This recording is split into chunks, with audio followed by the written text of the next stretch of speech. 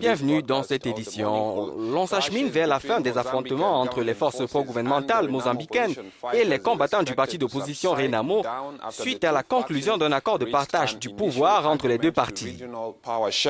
Le conflit entre les deux factions a débuté suite à la contestation des résultats des élections tenues en 2014 qui avaient vu la victoire du Frelimo, parti au pouvoir depuis l'indépendance obtenue il y a 40 ans.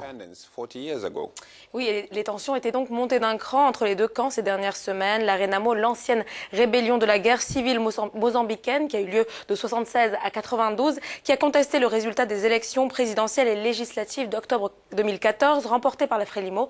Le parti au pouvoir revendiquait la victoire dans 6 provinces sur 11, mais devant l'intransigeance du gouvernement, les attaques armées s'étaient multipliées, faisant des dizaines de victimes parmi les civils. Gustavo Placido nous rejoint en ligne du Portugal. Il est analyste politique, spécialiste des questions de politique intérieure mozambicaine. Gustavo, cet accord pourrait-il définitivement mettre un terme au combat?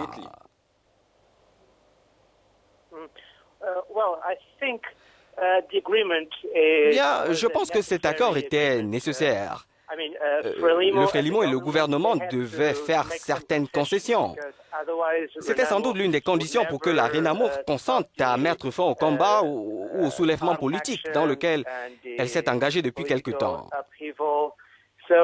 Je pense que c'est une bonne chose, mais qu'on doit y aller prudemment. Parce que quand vous faites un bilan des accords passés, ce n'est pas du tout brillant. Chaque fois que des parties en conflit ont conclu un accord, il n'a pas totalement été mis en application.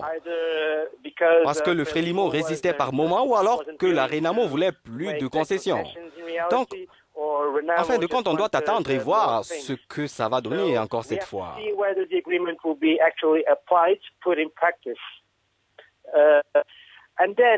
Oui, c'est effectivement une avancée que ces négociations aient déjà pu se tenir.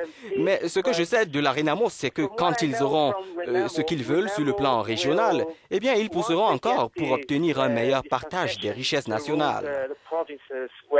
Cela pourrait créer un précédent dans le pays. If I know how Renamo acts and thinks, I think they will start making some more demands.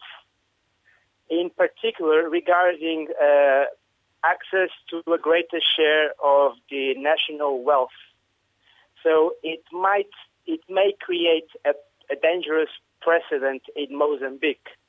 So I'm not sure whether this agreement may in practice Je ne suis donc pas sûr que cet accord pourrait être respecté tel que conclu.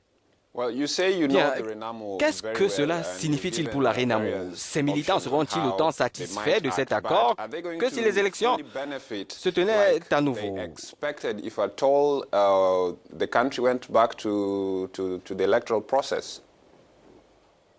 Eh bien, c'est une victoire pour la Renamo parce qu'ils auront beaucoup plus d'impact politique. Ils auront plus de marge de manœuvre pour séduire les électeurs pendant les campagnes électorales. Beaucoup plus de moyens pour organiser ces campagnes électorales.